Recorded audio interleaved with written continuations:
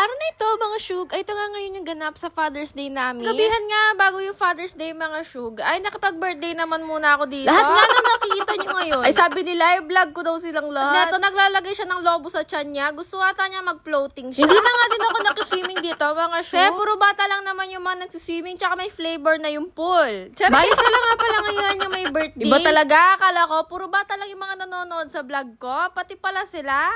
Parang hindi ako maingit na mag-swimming. Nasa harapan ko yung mga nagdaday. Actually, itong kain ko nga nito, mga dalawang beses ko na nagkanin yan dyan. Hindi niya, masarap kasi talaga yung minudo kapag ka isang araw na siya. Tapos yung malanging-malangi. Basta nagluto, gustong-gusto ko yung minudo mo. Pero nung bandang mag-alas-gas na nga, mga syug, abay, umuwi na nga din ako. Di naman daw makikipag-uinuman eh. Naupagahan na nga, ito na nga yung araw ng Father's Day. Yun naman, palagi may plano to Palano? Sakto kasi pagkagising ko, namalengke si papa ko, tapos pumunta na din nga siya mag-isa sa may sementeryo. Naman nagbihis ako agad-agad, dapat yung hindi talaga niya ako madatnan. Madatnan ako noon. Wala na, sira na yung plano natin. Sama ko nga pala ngayon yung jowa ko, mga syug, kasi wala naman tayong ibang kasama kundi siya. Pero pumunta nga muna ako ngayon sa bilihan ng school supply. Pili ko lang kasi ulit ng notebook yung kapatid ko. Alam nyo, sobrang dami nga ang tao ngayon na namimili, parang silang nagpapanik ba. Kasi last day kayo bumibili ng mga school supplies eh. Pero after namin doon, pumunta naman kami ngayon sa may CBK. Ay, sa mga nakakaalam dito, ang gaganda kasi ng mga tinitinda na lang mga damit eh. Baga kapag ka nagregalo ka, galing dito. Hindi ka mapapahiya sa quality. Hindi ako namimili ng mga t-shirt ko, mga crop top. Even yung palda na suit ko, galing din dito. Gahanap kasi ako ngayon na ibibigay namin kay papa ko. Yan kasi yung utos ng ate ko sa akin, t-shirt daw. Dumiretso naman nga kami pagkatapos dito sa may Goldilocks. I-budget ako ngayon, kaya mag-Goldilocks tayo. Para yung mahahaba muna. Pero na alam ko, pag binigyan ko yung papa kong ganyan, ako lang,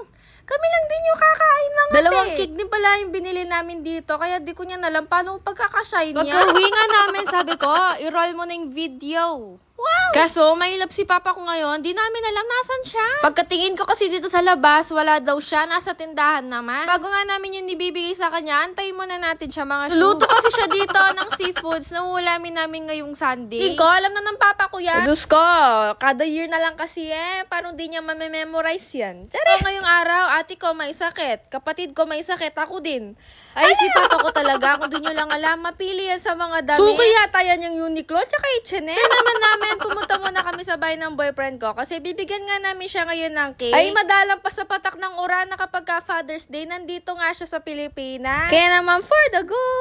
Na nga ngayon si Kali, mga syug, kung natatandaan nyo siya. O ne, mahal pa rin niya ako ngayon, kahit binalik ko siya sa tatay niya. Last nga nung babatiin natin ngayon ng Happy Father's Day is yung lolo ko nga na nandito na. Actually, tanghaling tapat nga to mga syug. Wala makakapagpigil sa akin kahit puno ako ng bleaching cream sa katawan. Just po, hinahanap nga namin yung puntod niya. Minsan nalilito talaga ako kung saan yung pesto niya. Nagsisindi nga ako ngayon ng kandila, mga syug, para alam niya nandito yung maganda niyang apo. So, sobrang init. Ito muna nga ako ngayon sumilong habang tinitignan nga yung mga sinindi ko mga kandila. Kasi tanghaling tapat, wala pa nga masyadong tao. As in, wala pa tao, ako lang. Wow! Hindi lang nga kasi kami makakapunta mamayang hapon. Nga may mga sakit yung mga nasa bahay. Isa-isa nga kami pupupunta ngayon sa sementeryo, mga syug. Ngayon, sinasabi ko na magluluto nga ng seafoods yung papa ko. Actually, ang dami-dami niyan Di namin alam paano yung maubos yung mismong nagluto, pati high blood mo. May sakit ngayon to kapatid ko. Syempre, yung paborito niyang paksiwang iniluto sa kanya. Aminin niyo, pag nakakita kayo seafood, natatakam kayo.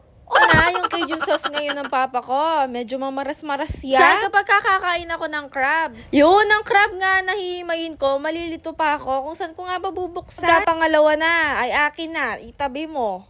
Ikaw na lang. Bus na nga pala kami sa mga point na to, mga syug. Ay, kaya busog na busog kami. Sarap-sarap niya ng tulog namin. Pero ako nga ngayon nakatoka maghugas ng pinggan. Kaya panoorin niyo ako ngayon kasi ang sipag-sipag ko. Ako din kasi palagi malinis yung bahay namin para just in case na magkaroon kami ng bagong bisita o kaya ng mga unexpected. O diba? Ay wow, kalinis na ni Balen ng Edmo. Nadakanta. Ay, streaming na din nga ngayon yung palabas ni Vice Gandana, The Breadwinner, mga. Init na init kami habang nanonood. Kasi namin pwedeng ilipat yung aircon sa kwarto dito. Pagkatapos ng mga ulan-ulan na yan, biglang feeling ko, yung klima natin ngayon, pang summer na naman. Diyos ko, di pala nakapokus. Kaya naman dito na nagtatapos sa ating video for today. Babush!